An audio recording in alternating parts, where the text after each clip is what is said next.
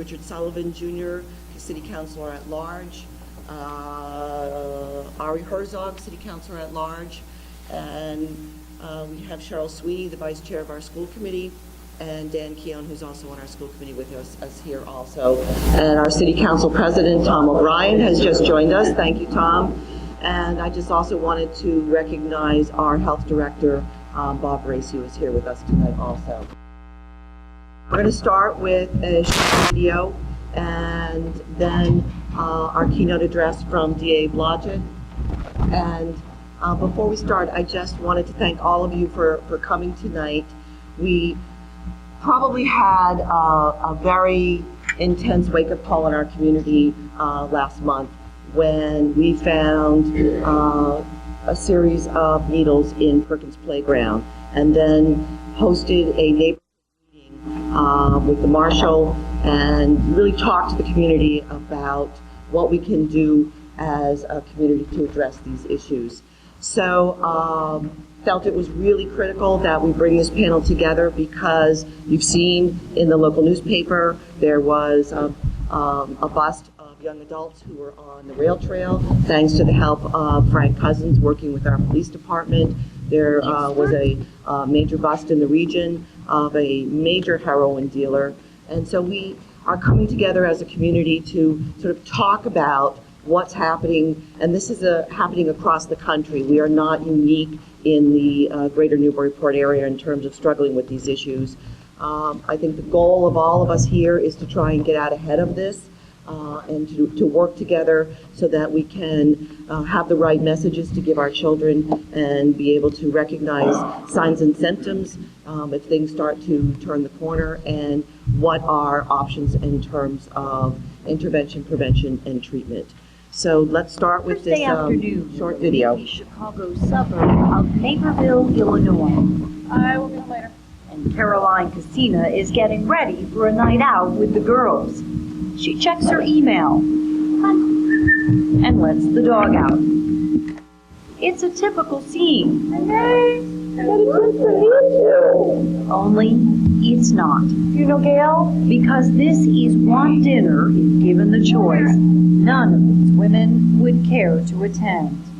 What are we supposed to do? We can't lock them in a closet. They are here because each of them has lost a child to heroin. I lost my son, John, to a heroin overdose on July 23rd of 2012. It devastated our family. I am here because no mother should ever have to bury her child. Caroline Casina doesn't enjoy telling her story, but she'll tell it to anyone who will listen, to sound the alarm that what used to be considered an inner-city scourge of a bygone era is back. It's probably worse out in the suburbs now than it is in the inner city. And coming to a neighborhood near you. It's like a can of worms. The more you open it, the more you find out, the more you're seeing that it's everywhere. I mean, I know more about heroin than I ever wanted to know in my whole life, or ever thought I would know. It's 2013, and we are sitting here talking about heroin and heroin addiction. I think most people thought heroin went away. Yeah, that would be a misconception. Kathy Kane Willis heads the Illinois Consortium on Drug Policy at Roosevelt University in Chicago. A former heroin addict herself, she has been tracking the drug's troubling resurgence. During the past 5 years, seizures of heroin in the United States by the Drug Enforcement Administration have gone up more than 50%, while the number of heroin users in America has skyrocketed, up a staggering 75%. For parents out there, here's the scary part. The most rapid growth is occurring among those under age 21. That's the fastest growing group. Is it in isolated areas around the country, or is this nationwide? It's nationwide, and it's occurring primarily outside of the central city, in the suburbs and in rural areas. Middle-class America? Middle-class America, affluent America. And the reason, Kane Willis says, has to do with another more high-profile epidemic that has been spreading among affluent teens. People start using prescription pain pills And when those are difficult to get, they switch to heroin. Prescription drug use among kids has gotten a lot of attention, for good reason. A recent survey shows 24% of high school students, that's more than 5 million kids, have abused highly addictive medications like Vicodin and Oxycontin. That's a 33% increase in just 5 years. On the street, those pills can be expensive, as much as $80 each. So increasingly, kids are turning to a cheaper, more powerful alternative, heroin. A bag can cost as little as $10. We see this intertwining epidemic growing, and I think that we will see more heroin users. Users like John Casina. He told me he was doing heroin for 4 months before he knew it was heroin. Like many parents, Caroline Casina never saw it coming. We were the quintessential American family: baseball and hockey, Boy Scouts. I worked at the local school, so it allowed me to be at home with my kids. I had my summers off. So I did everything right. I did everything I was supposed to. Still, everything went wrong. How long do you guys know each other? Kindergarten, so to grade school, 3 or something like that, yeah. Jake, Peter, and James were all John Casina's best friends. They grew up together. They were in Boy Scouts together. And barely in their teens, they started using drugs together. How old were you when you tried heroin for the first time? Freshman. Freshman year in high school. Yeah. And smoke it, snort it, shoot it? Snorted and shoot it. And if you're wondering what demons would drive these middle-class kids to use such a dangerous, addictive drug, the answer is chillingly mundane. Because it felt so good. But you didn't care. It felt too good to worry about the consequences. Yeah. You don't see the consequences for a while, like sometimes till you're like point of no return almost. John Casino reached that point long before the night of July 23, 2012. He had been arrested twice and been in and out of rehab. But he'd been clean for a few weeks and was talking about going to college. He was home and safe, or so his parents thought. I woke up in the morning. I opened up his door, and I found my son sitting up in his bed, cross-legged, but slumped completely over. I could tell the moment I opened up the door by the position that he was in, that he was already gone. You knew right away? I knew right away. I threw him back. He was gray. I screamed for my husband, who had just been getting ready to go to work. I screamed, dial 911. I think he's gone. It takes a village to raise a child.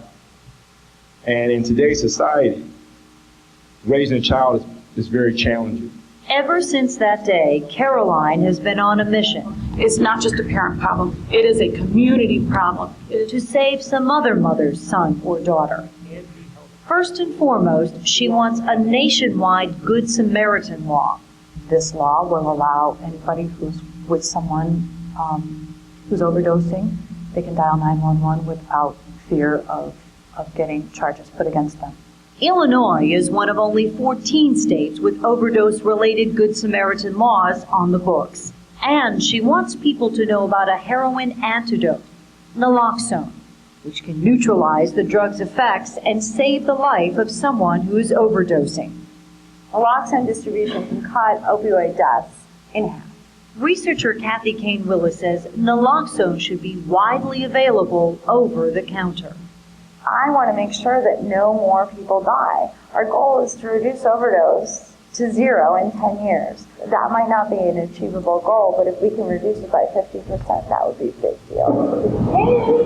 A year after her son's death, Caroline stays in touch with his friends, all of them haunted by how heroin has shattered their once comfortable lives, all still struggling with an addiction they now know will last a lifetime. If you want all your dreams to go down the toilet, use heroin. That's all I can basically say. They have learned some hard lessons. Lessons they hope others their age will listen to. If you want to lose friends, family, write cards. Use. If you want to keep friendships and make your family proud and go somewhere in your life, don't use heroin or any drug. It's an untamable, unmanageable beast that's a shapeshifter. It hides in plain sight.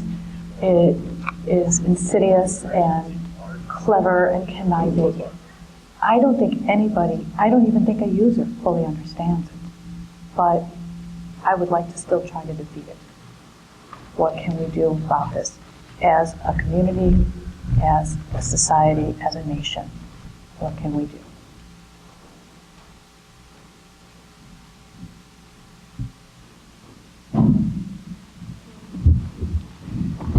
Very sobering story.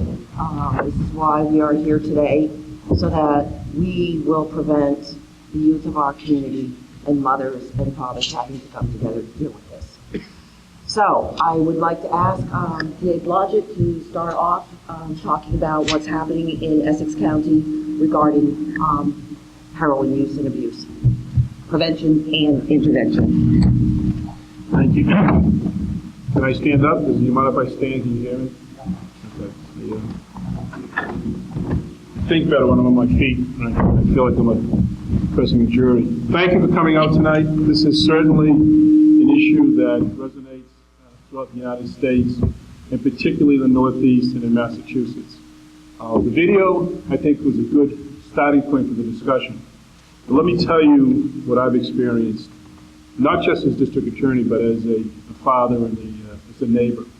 This entire issue hit me right in the face in 2002 when I was district attorney-elect and not been sworn in yet as DA. I am very fortunate. I have 3 children. My youngest is 24.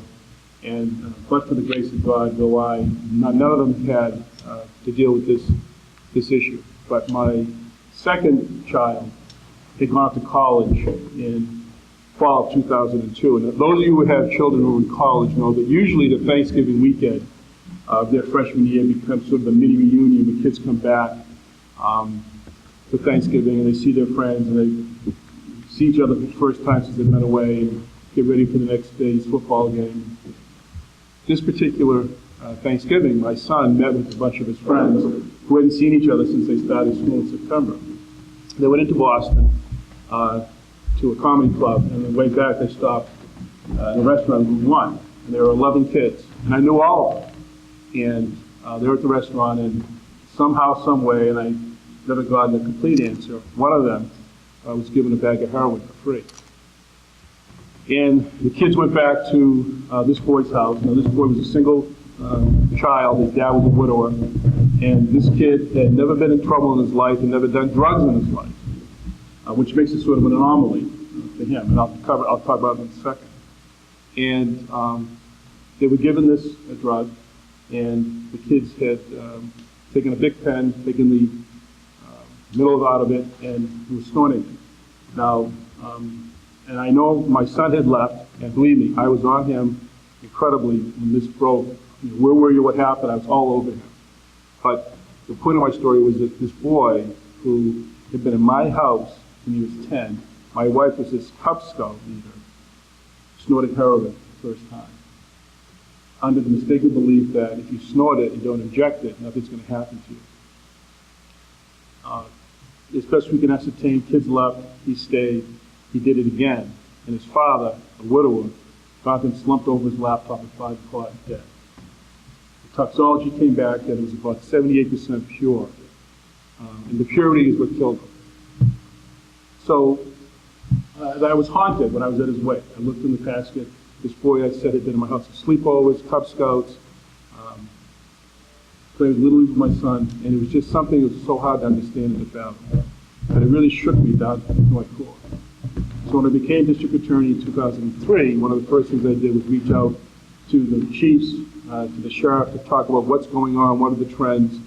And all of the chiefs, including the marshal, they talked about heroin.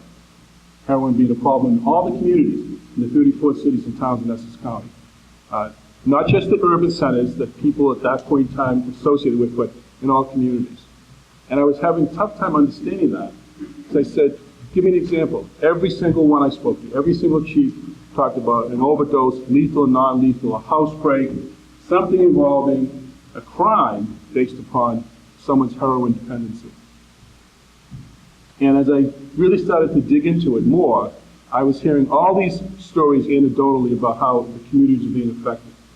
And I think as you probably all understand and realize now, and I've come to realize that it's not just the person who's using heroin.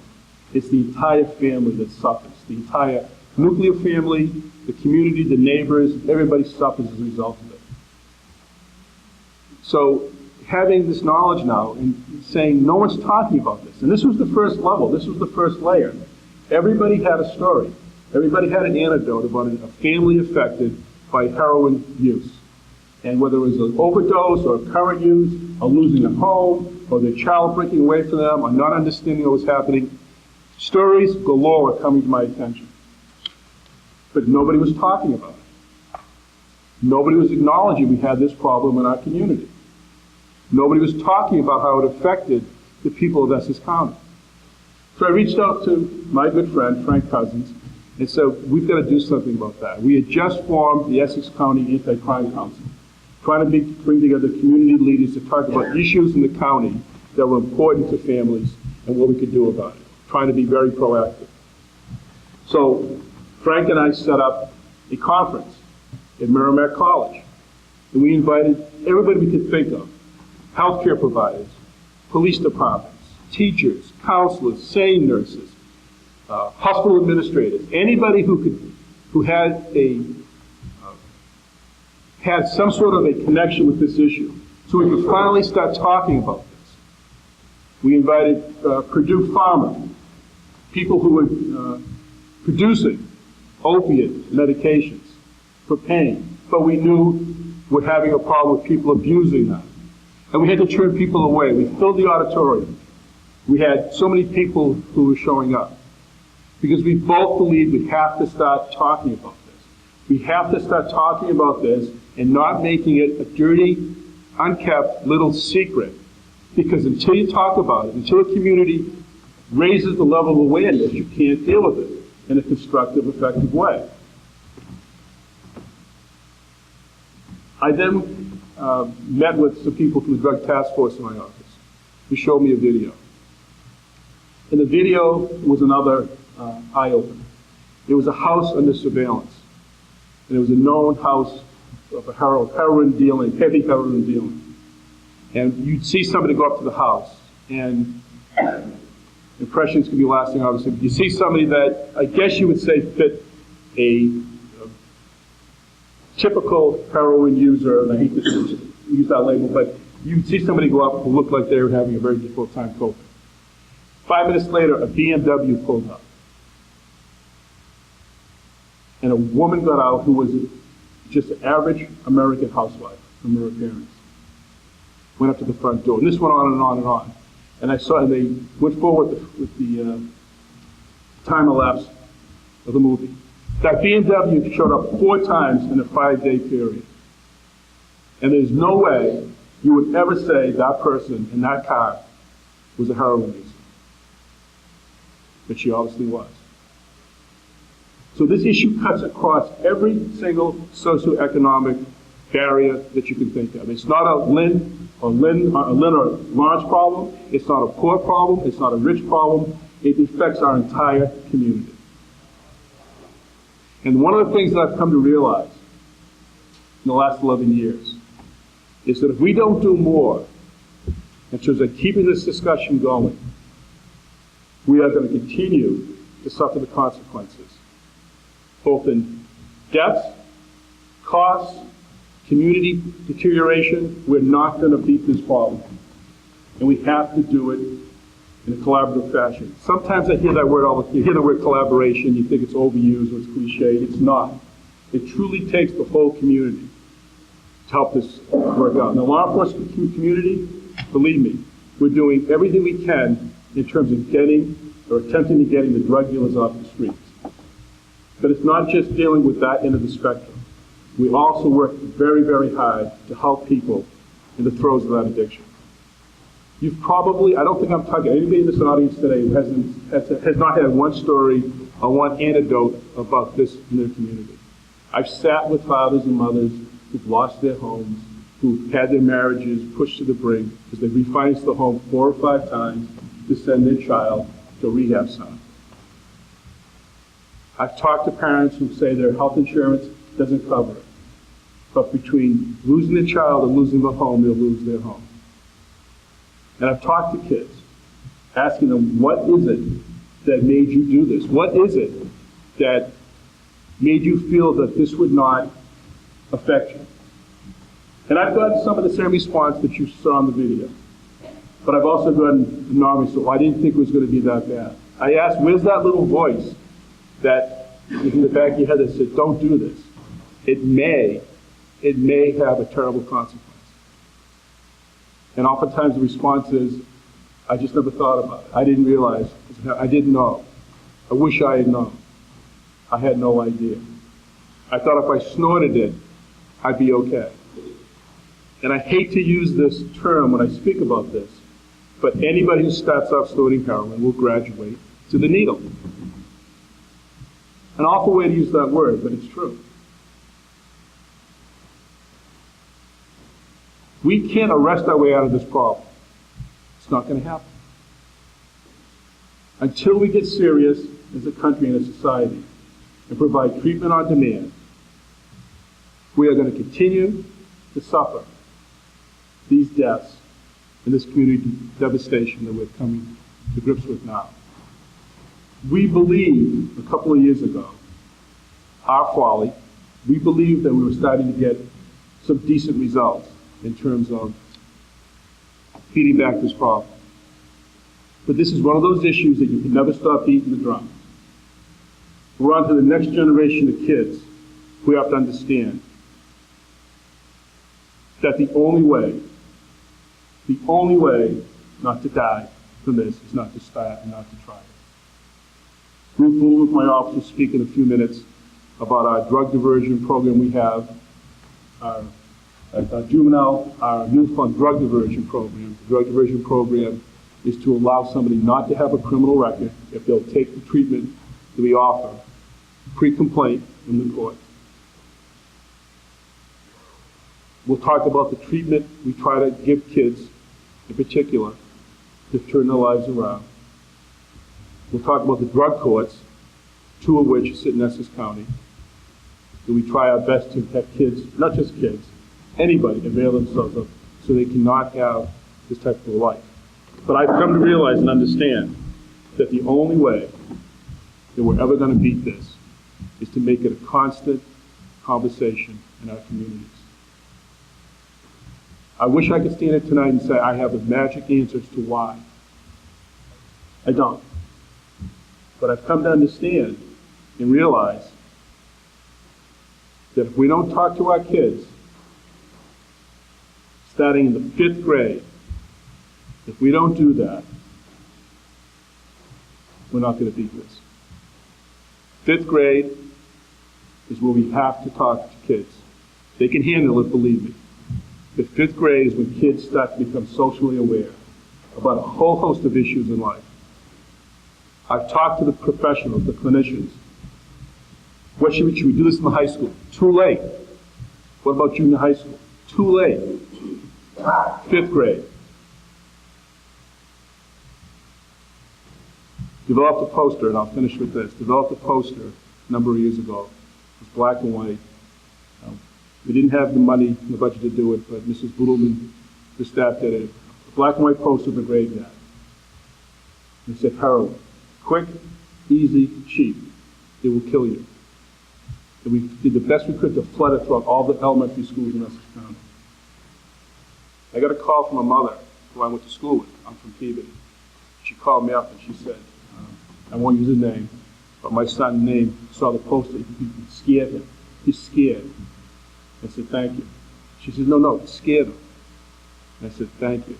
She said, no, he's scared. That poster scares him. I said, that's the whole point. That is the whole point.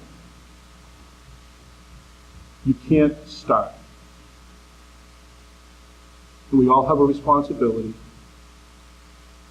and we're all accountable to our kids.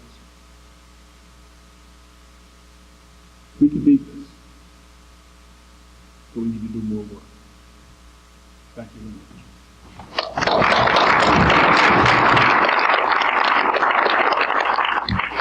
Sheriff Cousins. Thank you, ma'am. Just going to piggyback on a few of the words that our district attorney spoke of, and I think that the real theme is it's a constant daily issue of diligence to work with people and to make sure everybody understands the seriousness of the issue. And I always say this for all of us in the room that have young children, it has to be communicated, it has to be talked about almost on a daily basis, and a reminder of the seriousness of what we have to deal with on a daily basis with heroin. A couple of things that I think that we've really tried to work on and make a difference. Just to you understand the level of the issue.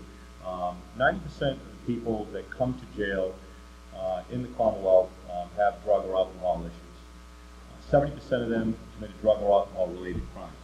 So you can see how this flows into the tremendous amount of people we have incarcerated in the Commonwealth and in our country. A couple of things that we're looking at doing, and a couple of things that we are doing which are important. The Chief Probation Officer, the Newport Support, is here today, and a couple of his staff members who work very, very closely with our staff. We have which I feel, in this county, working with the district attorney, we have 3 great community corrections officers. And what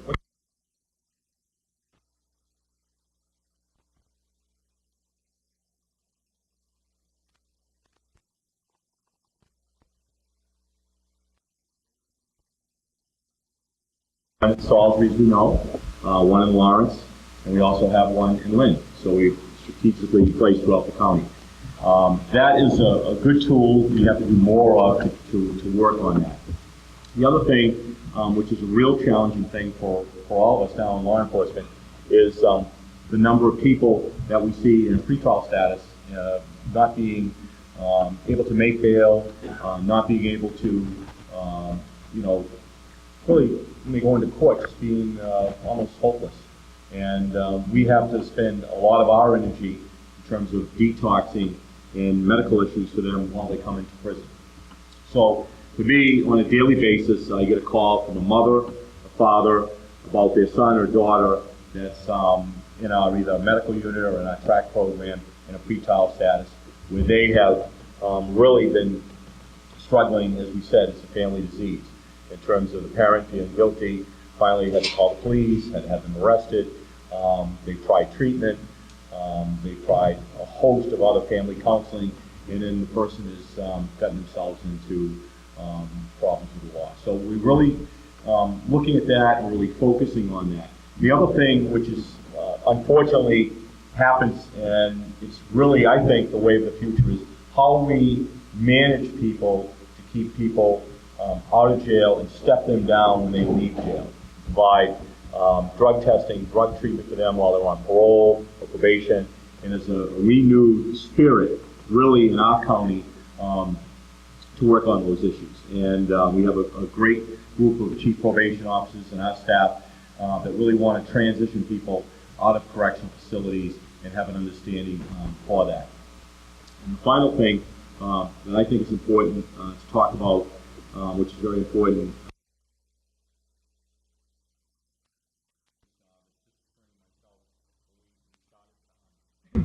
transition back in 2000, 2001. It's very, very important to provide those types of environments for women, because we're seeing more and more young women getting involved in children and being incarcerated now in the Commonwealth than ever before. So those are some of the areas we're working on. It's a daily basis. It's as Jonathan said, it's nothing that always not to give any ground back.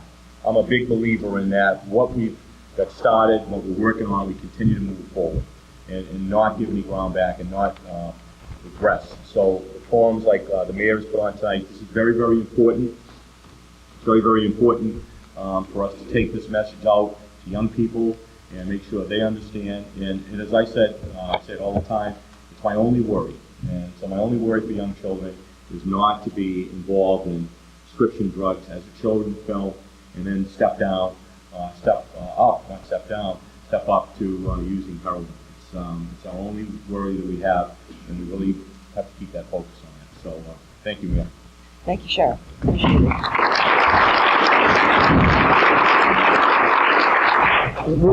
Oh, I'm sorry, Marshall first. When I first came on the job, heroin used to be where it was we didn't see it that much in the city. We found it more like in the fishing industry, that type of thing. And a lot of it had to do with hepatitis C, which is actually what's coming back now.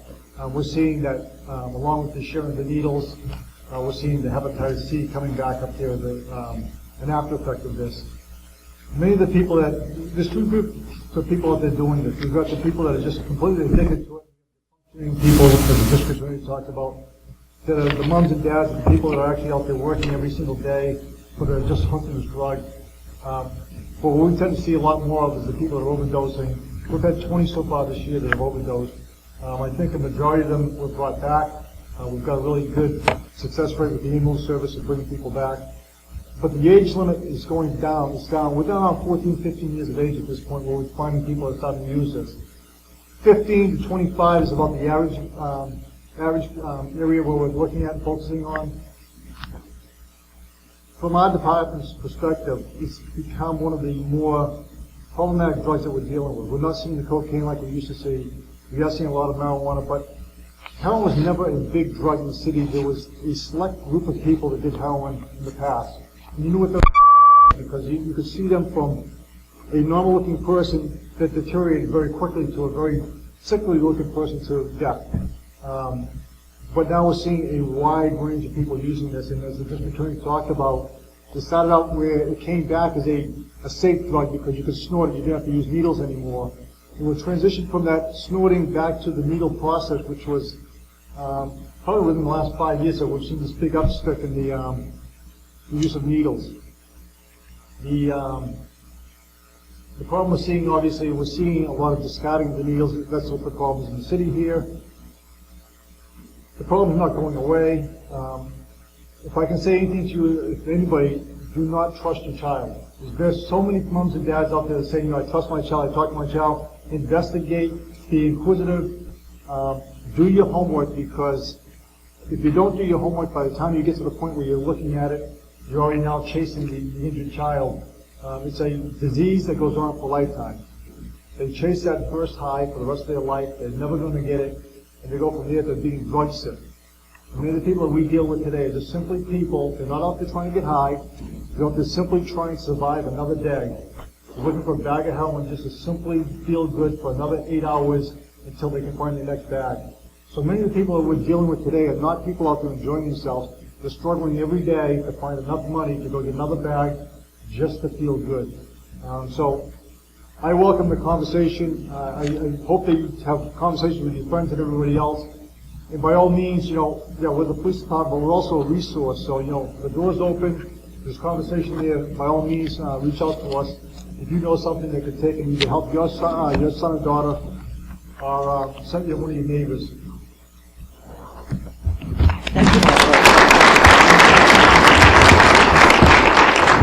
Ms. Sullivan. Hi. As a staff member working in the district attorney's office on juvenile initiatives, we always work really hard to balance prosecution and prevention services and thereby create an effective response to juvenile crime in Essex County. And we have an array of programs, prevention programs, intervention programs, and prosecution that addresses everything from juvenile delinquency to violence to drug abuse in schools. And a couple of the programs I'm just going to highlight right now. First is our juvenile diversion program and our youthful diversion program. And juvenile and youthful diversion offer a first-time offender up to the age of 21 the opportunity to receive services rather than go forward in the court system. And all juveniles and young adults who enter the program participate in appropriate counseling, perform community service, and pay restitution. And there may be other programs and educational programs as part of the services that they receive. And it's an innovative program. It's great for a first-time offender, and it allows that first-time offender to preserve their record on this first offense and hopefully go forward and stay out of the court system. But after we've had these programs for a number of years, we really looked and we had to address the young heroin users and young drug users that we were seeing here in Essex County. And District Attorney Blodgett created a drug diversion program, which is really a unique model. And it offers nonviolent offenders with substance abuse issues between 17 and 26 who are charged with drug-related offenses or have identified substance abuse problems the opportunity to seek services. This program seeks to reduce drug abuse and improve public safety by offering treatment on demand. Now, we have this program in most of the courts in Essex County, and we certainly have it here. Clinical services are provided by Project COPE, and drug diversion provides candidates the opportunity to receive a comprehensive substance abuse treatment in lieu of being prosecuted. And they get an evaluation on the court date the date that they're in court, and an immediate treatment plan, which may include going off to detox or an intensive drug treatment program. In each case is followed by strong case management and follow-up. And just like with juvenile and youthful diversion, if someone does not comply or is successful, we'll bring that case forward for prosecution. So it's been a great resource, and it's been intensive, and it's been a very successful model that we're doing across Essex County. And in addition to the diversion programs that we have in Essex County, I just wanted to mention a 90-minute presentation for students called Choose to Refuse, which helps youth understand the dangers of heroin and illegal drug use. And I have copies of it. Like all the programs we develop in our office, we look at the social and physical consequences of illegal drug use. And since we're the DA's office, we want to remind youth about the legal consequences and how the choices that they make today may have lifelong consequences. So I have a copy of the program. We'll be giving it to the schools to use. And if you have any questions, we'll be available afterwards to answer them. Thank you. Thank you.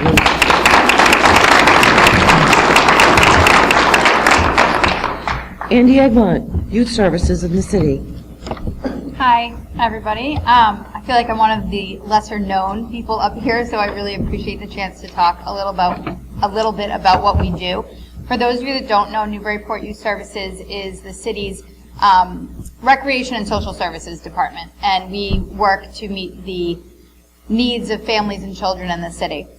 One aspect of the many things that we do is to oversee the Beacon Coalition, and the Beacon Coalition is a citywide initiative to reduce substance abuse and build youth assets in the community.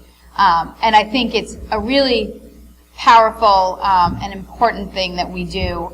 For one, there isn't anybody up here that I haven't sat with in a room and had a conversation with, or haven't, taken resources from or shared resources and worked together. So as a city, we already have foundations for a lot of partnerships to address a lot of issues, even more than just heroin.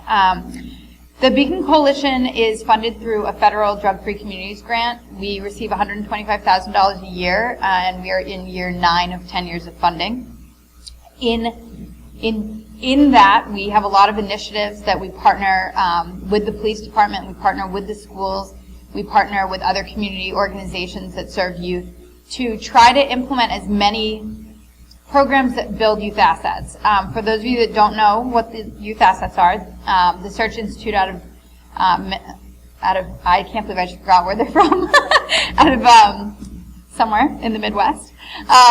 They are a research and development organization that has researched 40 qualities and experiences a young person can have in their life. And the more of those that they have, the less high-risk behaviors they get involved in.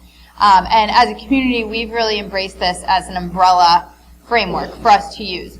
Anything that we're doing for young people falls under these 40 assets for the most part. And so it's a shared language. It is a easy concept that we can work with parents and coaches and young people to talk about what kids need in their life to have as solid a foundation as they can when they get to those places where tough decisions may be put in front of them. There are a few other things that we do offer. We've started a new group called In This Together. It's a parent group that meets monthly to really just provide parents with support, and it came from parents who were experiencing their young children experimenting or using drugs, and the concern that came out of that. And so that's something that we've been really trying to build up and give parents a place to go. We kept having people ask, like, well, where do I go? Who can I talk to? What do I do? And so that was one of the resources that we've created. We also have a mental health care providers luncheon that we do once a year to bring all of the mental health care providers together and try to connect them with each other and with the issues that our youth are facing in the community, which is one of our biggest, I think, one of the things that we do really uniquely in Newburyport is that as a community we survey the young people, middle school and high school every year. We alternate between two surveys, the Youth Risk Behavior Survey and the Asset Survey. And unlike other communities where that data is, retrieved and stuck in a drawer and kind of disappears, we've taken a really different approach. So annually we have our youth council. We have some members of the youth council here tonight who actually are the first to get the data, and they go through it and they're able to talk to us about what they see, what jumps out at them, what they think is true or not true, what they question, what surprises them. And then we actually ask them to present it to the community. And in part, we want it to be talked about, as they did in the video, that this is a community issue. It's not on the shoulders of the school. It's not just a parent issue. It's a community issue. And so that's one approach that we've taken to also give people the real, I don't want to say, we don't look at the data as being black and white. It's a tool we use to have conversations around, but it gives us an idea of what's going on and what our young people are doing and are feeling about things. I just want to also say lastly that the partnerships of the Beacon Coalition are really deep. The partnerships with the school is amazing. We've just been able to accomplish so much by working together. We also have the Newburyport Learning Enrichment Center. For those of you who aren't aware, it's an organization helping families who are living in public housing. So we know that a lot of those kids are really, really at risk. And there's a tutor mentor program that's offered there, as well as other programming, and that's something Youth Services has really partnered with. And then we also are an open door for families and kids who are seeking help. And crisis intervention is something that I don't think people always associate when they're sending their kids to summer camp with us, but we have that aspect where people come and whether it's a call at night from a teen saying, I'm really worried about a friend of mine, or a parent coming in saying, this is what happened this weekend and I don't really want to talk to the schools about it because I'm scared. Who do I talk to? Giving them the resources they need to do that, I think is something that I'm really glad we're able to offer. We also, because of our Drug Free Communities grant, have been able to reach out to a lot of other communities and talk with them and hear what they're doing and the initiatives that they're doing. One of the initiatives that I'm really interested in taking on in Newburyport is a physicians roundtable. Gloucester, as many of you know, has dealt with heroin to an extent that is just almost beyond, I don't know, my imagination. But the physicians roundtable is in part because of this growing population of 18 to 25-year-olds. A lot of them are athletes, and they're getting injured, and they're being given Oxy. So we had, for example, at the youth council the other night, we had a young man who was injured, and I asked him, what did they give you? Oh, OxyContin, not oxycodone. I thought, oh, do you know the difference? It's time release. It's whether or not it's mixed with Tylenol. It's really no different. How many did they give you? Oh, I don't know, a whole thing. How many do you take? I only took one.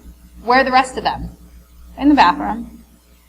And that's one of the pieces that we talk about. How many people have 25 painkillers left in their bathroom that you're not keeping track of, and whether or not there are teens coming in and taking those? I mean, it's not every kid out there doing it, but it's the kids who are self-medicating. It's the kids who are already depressed. It's these kids who are at risk and are looking for whatever they can get. And that is really, to get physicians together and talk about it and say, is that what you need to start with? Is there something else you could prescribe first? And then if the pain is so bad, go to that. Because that's really, really an issue that I think is going to grow. And as a community, if we can pull our physicians and pain, we have pain management facilities in town, that they need to be part of that conversation as well. Thank you. Andy, thank you. And Susan McCall, our superintendent. Thank you, Mayor. I want to thank our prevention specialists, nurse leader, counselors, and other staff who are in the audience tonight. And I want to just tell you a little bit about some of the things that we have in place in schools to help, as Andy said, to help build assets. First one is that we have something called Responsive Classroom, which is really to teach kids at a very early age to build a classroom community that fosters support and caring for our students. We also have a life skills curriculum that includes things like stopping bullying, the asset model that Andy mentioned, decision-making lessons for students, teaching them how to make good decisions, life skills in our grades 6 through 8, again, that includes bullying reporting training, again, a focus on our asset model, cyberbullying lessons by the life skills teacher in conjunction with our school resource officer. We have the camp, Kiev Leadership Camp, that we offer to our middle school students. At the high school, we have a wellness curriculum, which includes a curriculum that's called Health Promotion Wave, which is a research-based K through 12 health curriculum. It's aligned with both the Massachusetts and national standards. We also address categories within the 40 assets. We use goal setting with our students to enhance health initiatives. We want to develop and strengthen students' self-esteem across all grade levels. We want to be able to have students develop great communication and interpersonal skills. We have a variety of mental health supports and a variety of different counseling skills across all of our schools. We teach our kids conflict resolution and peer mediation. In addition to that, we have a wellness council that's made up of our prevention specialists, which we have at both the elementary, the middle, and the high school level. And it includes our nurse leader, our assistant superintendent, and representatives of the Beacon Coalition. So there are many different things that the schools are doing to help build and support our students so that they're not going to be in a situation where they feel that they need to self-medicate and turn to drug and alcohol abuse. Thank you. Thank you, Susan. So you've heard us talk about what's happening on a national level, starting with the video. You've heard talking about some of the interventions that are occurring with our public safety professionals. And you've heard a little bit about some of the proactive intervention programs, prevention programs that are happening in the schools. But I'm sure that you have questions, and I'd like to ask that you go to the microphone and just, or time for you to ask questions.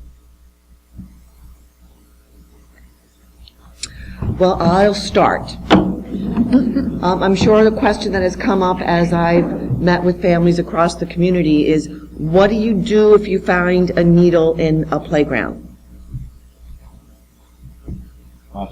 Marshall? Well, obviously, we're suggesting to people, obviously, if you find needles, to call us. We'll come down there, we'll collect the needle. We're asking people to be very careful. Obviously, we don't want anybody to get pricked by a needle because we don't know where the needle's been or what contamination it may have. Hepatitis C, like I said, is a really bad thing that's out there right now, and that's the quickest way to get it. So if you find a needle, give us a call. We'll come down and get it. I know the city's working right now where we're going to have some depositories in the city where you can actually bring used needles, or if you find somebody trying to get rid of one, the city itself will have some. It's through the contractors, the Mellow Contracting that does the trash disposal. He will be putting some dispensers in the city very shortly. Bob, can you address that? Where are the dispensers going to be? Pursuant to Massachusetts regulations back in 2012, you can no longer put your syringes, lancets, and things like that into household hazardous waste, which in turn has caused for municipalities now to become collection sites. So the city of Newburyport now currently has 3 collection sites. One is downstairs at the Board of Health office, another one is at the Council on Aging, and a third location is at Zero Greenleaf at the fire department. So you can bring by any needles that you have. The city will take those, they'll properly dispose of those in accordance with Massachusetts general law. If anyone has any questions, please feel free to stop by the health department office, or you can call us. We can give you more information, how to dispose of your needles, where to dispose of your needles if you take it outside of the city of Newburyport. There's multiple locations you can go to. So if anyone needs any further information, you can certainly call us. But we don't recommend for families, if you come across one in the playground, to pick it up or to put it. I heard that in one of the neighborhood meetings that people actually put it in the trash, and that puts at risk for workers or other people. So the best response if you come across a needle in the community is that you call the police department. Yes, you could either call the marshal's office or you could call the health department. Either one of us will go out and we'll ascertain the needle and we'll get it properly disposed. But we highly recommend that people do not pick it up. And if you do pick it up, obviously wear gloves, put it in a puncture-proof container, seal it, bring it down to the health department office, and then we'll properly dispose of it from there. Thank you, Bob. While we're still in that vein, also we collect prescription drugs at the police station. So if you have prescription drugs, you're trying to clean out your medicine cabinet, we strongly recommend if you're not using the medicine to get rid of the medicine, do it safely, do it properly. We collect it, it's 24 hours a day, it's open, just bring it down. We take any kind of pills, we don't take liquids, we don't take the Sharpies, but any medication you're trying to get rid of, it's a great place to dump it, we'll dispose of it for you. And clean out grandparents' houses next time you're there as well. And your own medicine cabinets. Steve Cole. Hi, I just want to thank As a member everyone. of our school committee, I didn't get a chance to introduce earlier. Thank you. Just want to thank everyone for coming out tonight. I had some past professional experience being a tracking caseworker, and I had a couple of young men who were heroin addicts, and it is truly addictive. It's like a moth going to light, and but there are some really good public treatment programs out there, and I'd say public treatment programs are better than private. And I know that I used to help these young men basically get back to the Nichols program at Tewksbury whenever they needed to. But why I want to come before you today, I just wanted to ask, are there any trends in terms of IV drug use and HIV currently? What's the trend? Is it increasing? Well, we do, one of the things was brought up by the health director, by the youth coordinator, is statistics. And as we move forward, statistics will drive all of what happens in terms of prevention and health care. And one of the things that we're seeing a trend in is people are using more needles for drugs. And heroin is becoming the drug of choice. And that's one of the things that we do when we interview people when they come into correctional facilities, and probation officers also do the same thing. We want to know the drug of choice, how they're using it at intake, and then we can put together a treatment plan for that individual. Right. I guess what I'm asking specifically, because I've done a little research myself, and it seems that HIV is increasing with IV drug users. And just to add on to what Mr. Bracey said, and this is specifically my question, in Newburyport we do a lot of park cleanups and things like that, and I think it's really important that we have strict safety protocols if we're going to ask kids, citizens, anyone to go into our parks and clean them up, because you never know when you're going to run into a needle. So that's why I stood, because I thought what Mr. Bracey said was very prudent, and that I think the more we can have these protocols, safety protocols available to people, the better, because it might not just be the Hep C in that needle, it might be something worse. Thanks. True, but I will tell you that the Hep C is the biggest liability out there today for somebody to catch something. Sure. Though there is a chance for the HIV, Hep C is what we're seeing, a huge increase in Hep C, like 75% increase over the last few years. And in terms of the different drugs, it's going to get worse before it gets better. I was talking to the head of the Boston DEA last Friday, and he told me the new thing is called crocodile. I don't know if anybody's heard about that. But it's a synthetic morphine, 10 times more powerful than morphine, and it's starting down in Florida. And it's injected, it's HIV issue, it's injected, and it's so powerful that your skin, it's called croc because your skin actually becomes scaly and hard where you inject it, and it's falling off.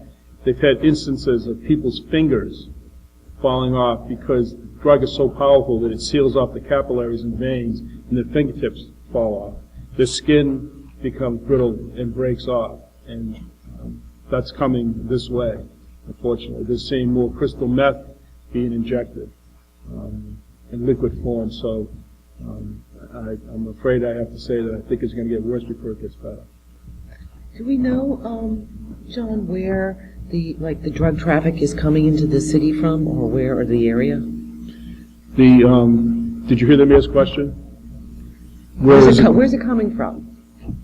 There are two major centers, New York City and, believe it or not, Cranston, Rhode Island, which comes in by boat. And the interdiction efforts are being impeded because the Colombians back in around 2000 decided that it was such a lucrative endeavor that they had the interdiction routes, they had the laboratories, they had this system set up that in an effort to drive out their competitors, the opiate dealers in Mexico and Asia, they produced this heroin which was so pure that they did it to drive away the competitors, and they were giving it away or charging it at underinflated prices to flood the market, grab the market, and then, as we've seen, the price goes up, more house breaks, more purse snatchings, more incidents at the malls, and it's certainly insidious, but it's a simple matter of economics. And they did it. They decided to go from the cocaine producing illicit drug dealing to heroin because the appetite, sadly, is so big in the United States, and we are our society has the most disposable income in the world, and we have the biggest appetite for this of any place else in the entire world. Yes. Hi, I'm Dick Kelly. I'm the Chief Probation Officer down at the District Court in Newburyport here. Most people think that the District Court is a place where you go when you get in trouble, but we're also a place where we're a very good resource. So if you have your children, if you fear that they're having a problem with drugs, you can come down to us, you can talk to us. We're a great resource. We can hook you up with places. We have a wonderful court clinic that can evaluate your child if need be, and can provide the knowledge that you're going to need to help deal with this. It is an epidemic. We're seeing an awful lot of heroin here, and like the video said, it's not your kid laying in the street in Lawrence shooting heroin. It's your neighbor. It's your cousin. It affects all of us. So please use us as a resource. My probation officers are very knowledgeable when it comes to places where you can go to get this help if you need the help. Most of us, growing up, when I had my children, when I had my 4 teenage boys, I wouldn't have known where to go to help. I'm just letting you know that you can come to the district court down here, and we'll be able to help you find resources that can help with the problems if you have them. Thank you. Thank you. Mayor, can I just touch Yes. on that? One of the things I think that is important to mention, as Mr. Cole had mentioned the state treatment and that there's great treatment there. There's also a reality that there are no open beds. When people are seeking treatment, one of the things that's happening right now is they can't get in, or they get 3 days treatment. And it's really, I think it's important to say, because it's something that we all need to be fighting for. We need to be advocating for there to be more resources. We have had so many families, send their children and try to get treatment for a child that's I don't want to say recreationally, who's using marijuana, and being said, we can't give you treatment for marijuana. Like, there aren't enough beds for anybody. And so one of the things I think that is any resources we can use, whether it's the court or going through the schools, like I said before, crisis intervention sometimes is the best way to do it, but people who are seeking help for themselves or for someone else have to fight for it, and you need to keep working to make sure that you get that person what they need. I don't remember what the report, there's a certain report you can file, it's not like a 51, but it's if you think somebody's actually at risk of section, yes, that can actually put them into treatment, and that is one of the most effective ways if you need to get someone help. So it's a major issue in our state that there just are not enough beds for teens or adults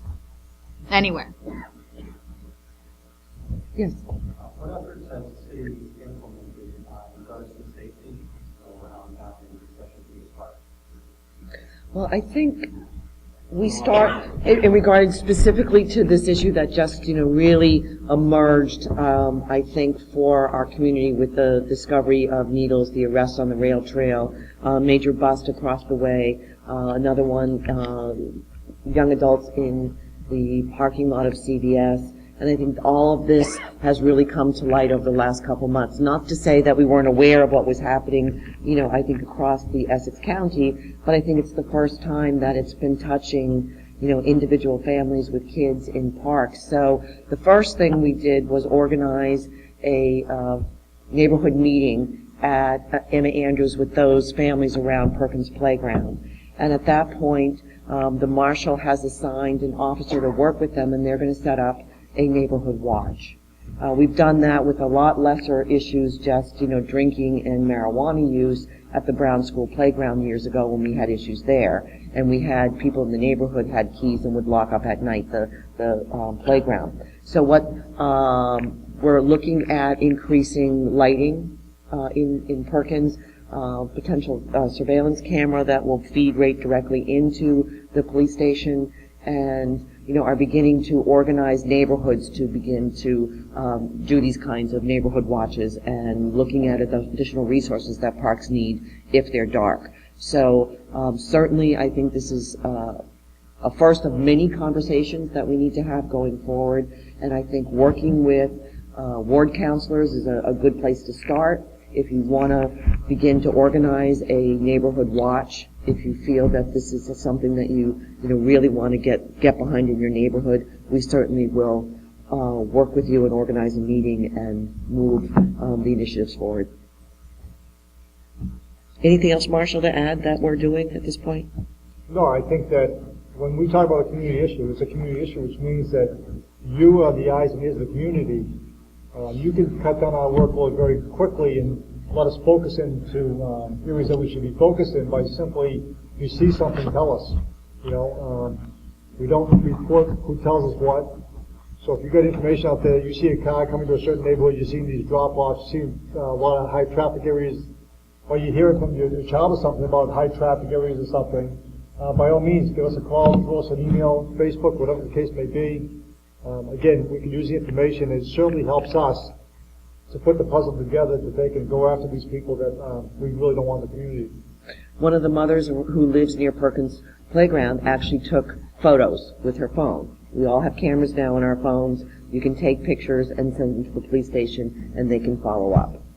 But be careful. Don't do things, walk into the middle of a deal and, want to start taking pictures. Be safe. Has there been a direct correlation between these spikes in crime and levels in the city, or should we be expecting that? Yes, I think that is a conversation that we've had with our public safety team because of the recent arrest that you saw in the paper, 2 weeks ago? Was it, Marshall, 3 weeks ago? 3 weeks ago. Dana Abrams, who was a, known heroin dealer that has been in and out of the court system, and there's concern because he was a major distributor to addicts in our area, and there's concern that the supply is going to be a problem for some of the addicts. So I would, again, ask that we have great vigilance in our neighborhoods, make sure you're locking your houses, your cars, things like that. I mean, we certainly haven't seen it yet, but there is a chance that we could. I think we did see it to some degree with when all the car break-ins were happening. There was definitely within the Beacon Coalition. We had a conversation. Okay, this is what's coming. Alcoholics tend to beg and junkies tend to steal. That's what you see. And I think it's those little things that you start to see around that kind of start to tie together. Other questions, comments? Gentlemen. Oh, yes, I'm sorry. Hi, how are you? My name's Scott Dumas. I'm a resident of Merrimack. I'm also Deputy Chief of Police up in a city in New Hampshire, and a father of 3 teenagers. And I got to tell you that what's happening here tonight, this discussion, this forum, especially with the players that you see before you, is unique, and it's commendable. So I want to commend you all for doing that, to taking this problem head-on, because in every community it doesn't happen. A lot of communities would just as soon put their heads in the sand and not talk about the issue because they think it's going to reflect poorly on their community. Well, when a city such as Newburyport is willing to do that, it just brings everything to light, because like the district attorney Elijah told you, discussion is what's going to is what's going to do this. Meeting this head on, educating the community, educating the public. The police are a component of this, but they're only a cog, and they're in a relatively small cog, because if you think back about cigarette smoking, 10, 15 years ago, everybody and their brother was smoking cigarettes. A culture had to change, and it wasn't done by writing tickets to everybody. It was done by educating, by educating on the health deterrents of it, what it's going to cost us. When you talk about heroin, in particular heroin tonight, but drug abuse too, you're going to impact a lot of other quality of life issues. You're going to impact the petty crimes that happen in your city. You're going to impact the theft of motor vehicles. You're going to impact the burglaries, and you're going to impact the public health. So I want to commend the board for doing that, and I'm eager to see the result as it goes forward. Thank you. Thank you so much for coming. Appreciate that. Mayor, would you like to have the final word, please? The mayor just asked me if I wanted the final word. Don't give up. Don't give up. This conversation has to happen all the time. And if you've got a loved one, if you've got a child or a nephew or a neighbor that you think could benefit from the conversation, have it. It's certainly not going to be a waste of your time. And as I've seen, I've talked to so many parents and kids who have been through this. I coached a boy in Little League named Jeff Allison. He's speaking all over the county now. He was my Little League charge, #1 draft pick of the Florida Marlins, $1.85 million contract. And he will tell you now that, it wasn't just a little weed. There's no such thing as a little weed. If there was, why can't you stop? He talks about that now. Thank God he's alive, but he overdosed over 3 times, twice left at the hospital door by his friends who left him there. And he was brought back to life. To the mayor's credit, she told me earlier tonight, Chris Herron's coming here in January. I've had him speak at my policymakers breakfast to superintendents, police chiefs, sheriff's department employees. He's unbelievable. And I brought him back to speak to the entire Peabody High School community September 11th. If you can, and you've got children, I don't know the forum, the mayor didn't tell me, listen to him speak. He is unbelievable. He tells it like it is, and especially with young people, they connect with him. This is a man who had a full scholarship to Boston College in basketball, flunked his drug test the first week or so. He was from Fall River. He was twice McDonald's All-American. He played for the Celtics when he was a full-blown drug addict. We talked about his experience in Europe. It's an incredible, incredible story. It's something that people should hear. If you could make it to that forum, I'm telling you, it would be well worth your time. If you could bring somebody, bring a young person, it's well worth their time too. So please don't give up. You can't. It's too important for all of us. Thank you. Thank you. So thank you all for coming tonight. We will keep the conversations going, and please feel free to call any one of us here should something come up, you're concerned, have questions about your neighborhood, your safety. We're all here to work on this together. Thank you again.